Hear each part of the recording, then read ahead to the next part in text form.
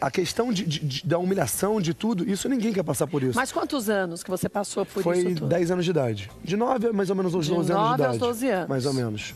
Depois, não. Seus treinadores foram mudando? Não, porque na realidade eu antes... Para quem não conhece a minha história, a gente era muito pobre em São Paulo. Quando eu fui para o Rio de Janeiro, a gente passou muita dificuldade. A gente foi porque o Flamengo contratou a minha irmã e toda a família foi. Nessa época, meu pai ficou 8 anos desempregado, no qual eu era vendedor ambulante na praia, meu irmão mais velho, o Edson, para quem não conhece, e meu pai. A Dani, como era a atleta que se destacava mais, ela ficava mais para descansar e minha mãe fazia alimentação, fazia tudo. Só que a gente ficava 6 meses sem energia. A gente vivia uma vida muito... Dura, né?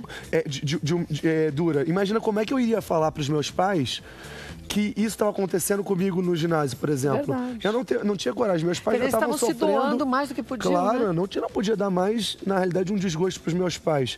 Eles já tinham se abdicado da vida deles para viver a nossa vida. E você nunca falou com a Daniela sobre isso? Não, mas você sabe que a questão da minha fobia, quem me lembrou isso foi a Jade Barbosa, na Disney. Ela falou, Diggs, como é que você lida com o negócio daquilo que faziam com você?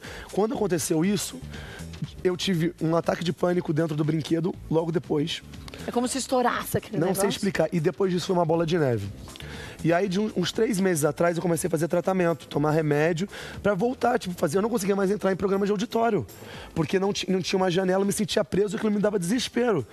Então... Quer dizer, imagina, quantos anos se passou? Quantos anos? Muitos anos. Quer dizer, a gente às vezes acha que as coisas estão sendo digeridas de uma forma e no fim não estão. Não, mas exatamente. Mas por isso que foi muito libertador para mim. Eu acho que eu não tenho arrependimento nenhum de ter falado, muito pelo contrário, me sinto bem agora por poder tentar, de certa forma, contribuir para as pessoas serem melhores em alguma coisa. Eu não sou melhor que ninguém, mas se eu mostrar também as dificuldades que eu passei, isso fortalece, na realidade, a pessoa que muitas vezes não tem aquela força e também ter coragem de falar para o pai que está acontecendo um abuso na empresa, na escola, em algum setor. Tem que sempre falar, gente.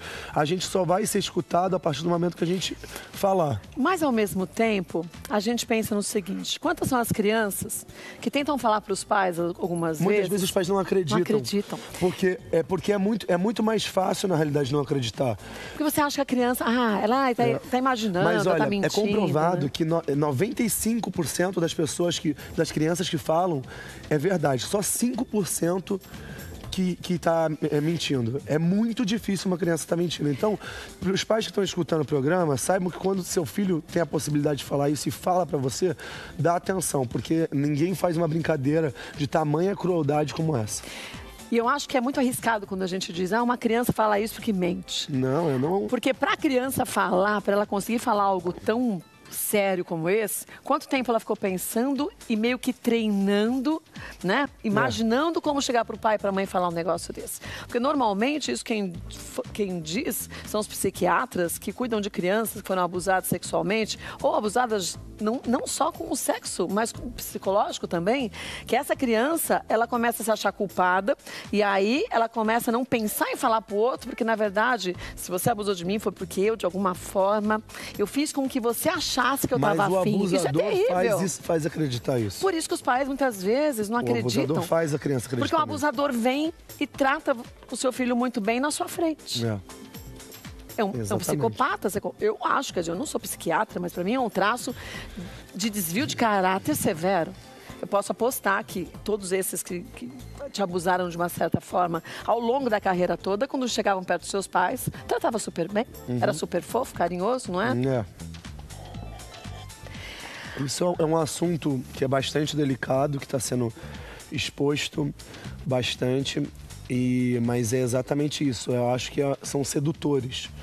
Eles têm o dom, na realidade... Tem o dom da palavra. Da palavra e de te fazer acreditar que aquilo é certo. E eu não sei, eu acho que por todas as situações que eu passei, eu comecei a ser uma pessoa que não sabia me defender. E isso é algo que vem mudando muito. Porque eu agora, depois de muito mais velho, que eu comecei a aprender a me defender mesmo, ter coragem de falar, não, isso eu não concordo, isso não tá certo. Dizer não significa que você esteja não gostando da pessoa, simplesmente você tá impondo o seu limite. E exatamente, até aqui eu vou, né? Exatamente. Você falou que quando você estava com a Jade na Disney, entrando num brinquedo, de repente você teve uma síndrome do pânico e ali foi um marco. Mas o que você literalmente sentiu? Quer dizer, o que ela disse que aquilo bateu pra você? Ela me lembrou do caixão da morte. Ah, do caixão da morte. Ela me lembrou do caixão, porque eles chamavam de caixão da morte. Que é aquele que colocavam você dentro? Preso dentro de uma caixa de pinto, exatamente igual um caixão. É tipo um caixão. Pra gente que não é da ginástica olímpica, quer dizer, é tipo um caixão. É uma caixa dessa altura, E você vai amontoando uma na outra? Não, você só coloca na tampa. Ela é dessa altura. Ela é baixinha assim? É, e do tamanho de uma pessoa. É um caixão. E aí te enfiavam lá dentro? Você tem que ficar deitado e coloca a tampa em cima e a pessoa senta em cima. E você não consegue sair. E você ficava quanto tempo lá? Não era muito tempo, mas o problema é que como é que eu vou saber? Eu era criança, pra mim isso era desesperador. Não, mas pra mim 30 segundos já é muito tempo. Eu acho Você um tá horror. trancado desse jeito? Agora que eu voltei a andar de elevador, agora que eu voltei a fazer as minhas coisas normais, porque de um ano pra cá eu tava meio que numa gaiola preso, não conseguia mais fazer nada. E isso, eu passei por uma pressão antes das Olimpíadas, que eu acho que foi o ápice da minha carreira, que fez também com que as pessoas não desistissem do sonho delas, que se aconteceu comigo, com todo mundo é possível. Mas também, o que acontece, na minha biografia, que era já para ter sido lançada há mais de um ano, eu contei isso na minha biografia. Você contou? Contei. E isso me fez muito mal.